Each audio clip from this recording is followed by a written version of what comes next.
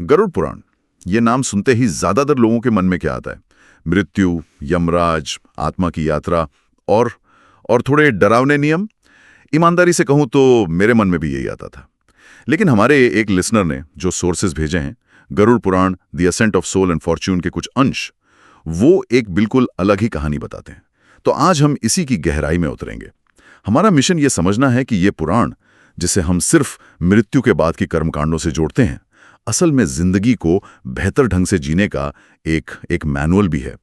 इसमें सुख और समृद्धि के लिए बहुत ही प्रैक्टिकल उपाय बताए गए हैं।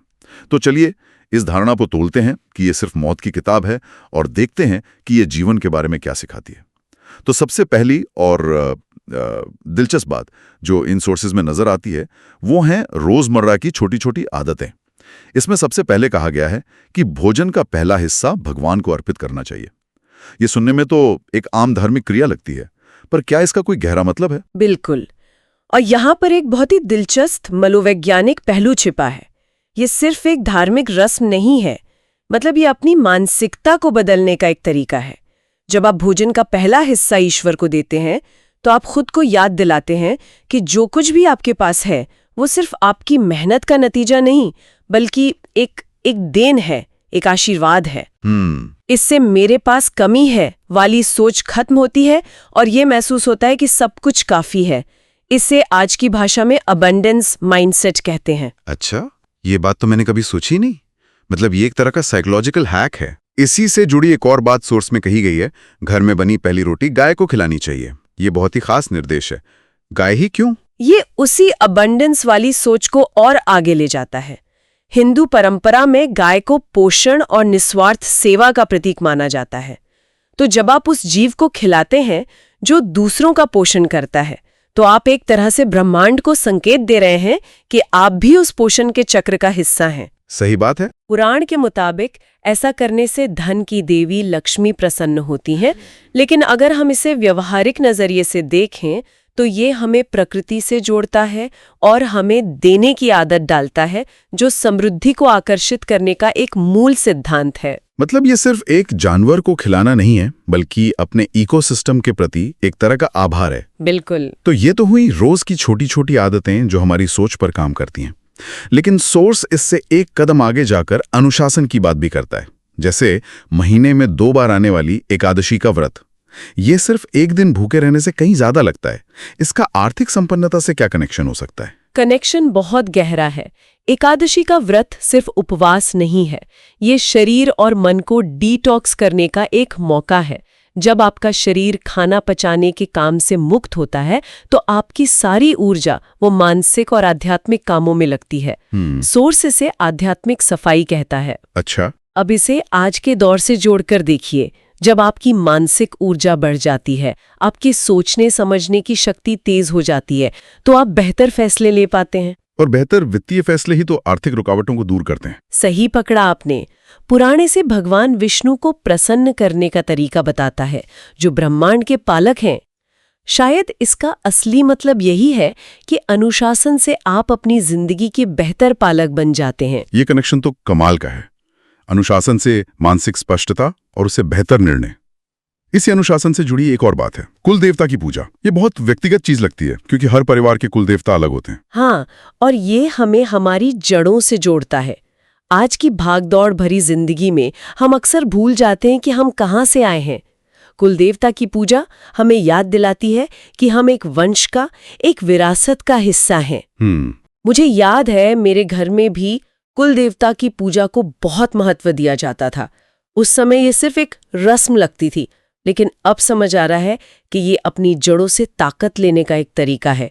सोर्स के मुताबिक जब आप अपने पूर्वजों और कुल देवता का सम्मान करते हैं, तो उनका आशीर्वाद आपकी रक्षा करता है और आने वाली पीढ़ियों तक बना रहता है। ये एक तरह का आध्यात्मिक सुरक्षा कवच है। बिल्कुल सही। और इसी तरह की एक और प्रथा है, तुलसी की पूजा। तुलसी का पौधा तो आज भी लगभग हर घर में होता है।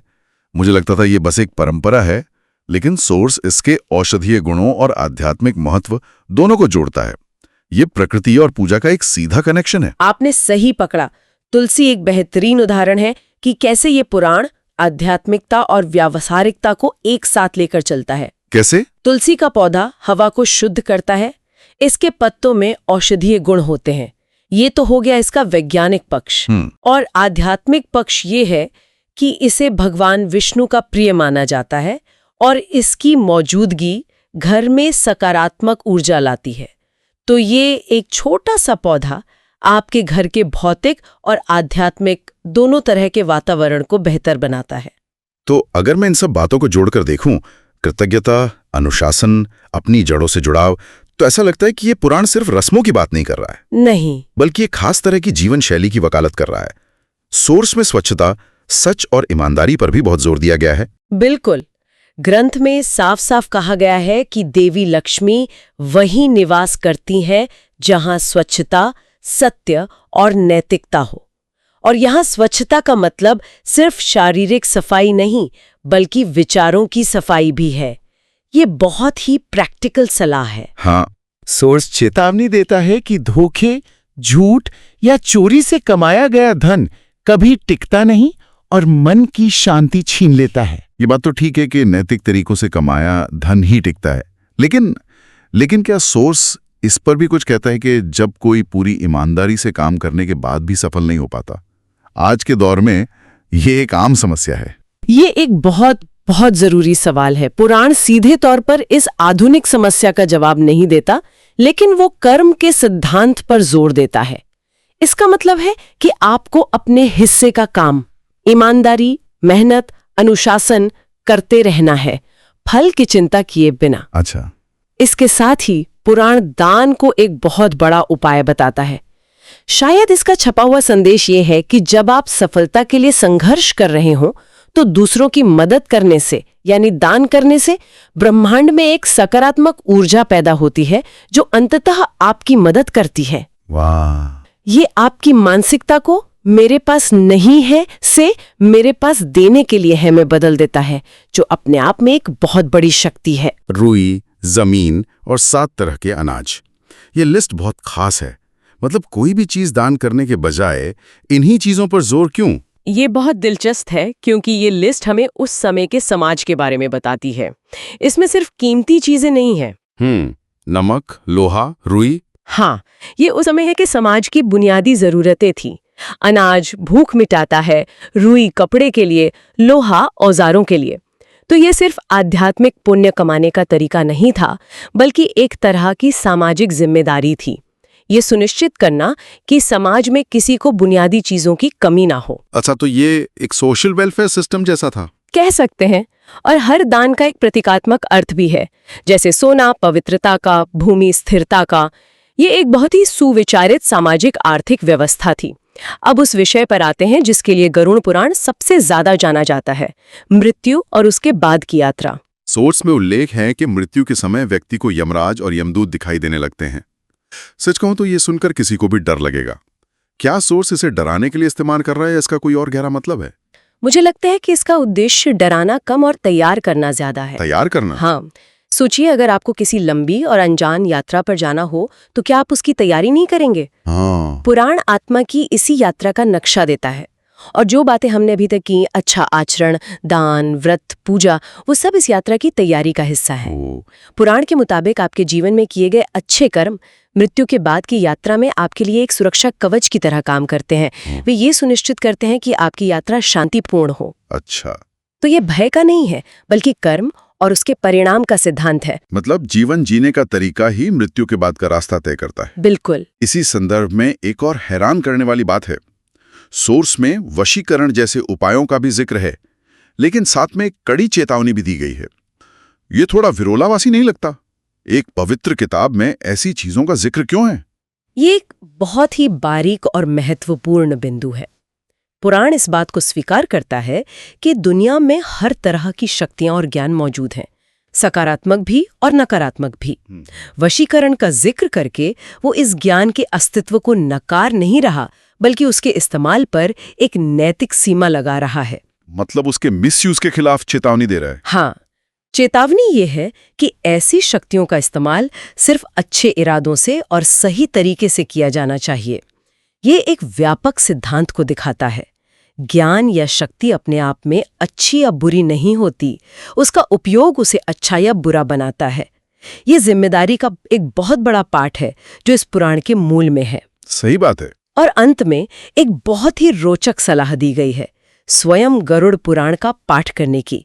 ये अपने आप में एक उपाय कैसे हो सकता है कि जब आप इस पुराण को पढ़ते या सुनते हैं तो आप सिर्फ कहानियां नहीं सुन रहे होते, आप जीवन और मृत्यु के चक्र पर, कर्म के महत्व पर और एक नैतिक जीवन के मूल्य पर गहराई से विचार कर रहे होते हैं। ये एक तरह का सेल्फ रिफ्लेक्शन है। बिल्कुल। सोर्स के मुताबिक ऐसा करने से न केवल आपको बल्कि आपके पूर्वजों की आत्माओं को भी शांति मिलती है। ये ज्ञान को अपने जीवन में उतारने की एक प्रक्रिया है। ये आपको बार बार याद दिलाता है कि आपका हर छोटा बड़ा काम मायने रखता है। तो आज की इस पूरी चर्चा का सार क्या है? हमने एक ऐसे पुराण से शुरुआत की जिसे लोग डर से जोड़ते हैं, लेकिन इन सोर्सेस से पता चलता है कि ये असल में एक सार्थक, समृद्ध और शांतिपूर्ण जीवन जीने का एक प्रैक्टिकल गाइड है।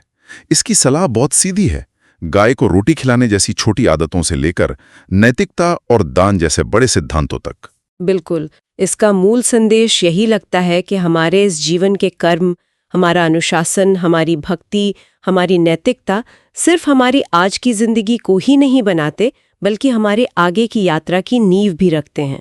ये जीवन और मृत्यु को दो अलग अलग चीजों की तरह नहीं बल्कि एक ही यात्रा के दो पड़ावों की तरह देखता है, जहां एक की तैयारी दूसरे में ही छिपी है। गरुड़ पुराण हमें यह बताता है कि एक अच्छी मृत्यु की तैयारी असल में एक अच्छा जीवन जीने से ही होती है। ये एक विचार छोड़ जाता है। अगर आज हमें अपने आधुनिक मूल्यों और ज्ञान के आधार पर एक जीवन मार्गदर्शिका बनानी हो, तो हम एक सफल जीवन और एक शांतिपूर्ण विदाई दोनों को सुनिश्चित करने के लिए किन मूल सिद्धांतों को उसमें शामिल करेंगे?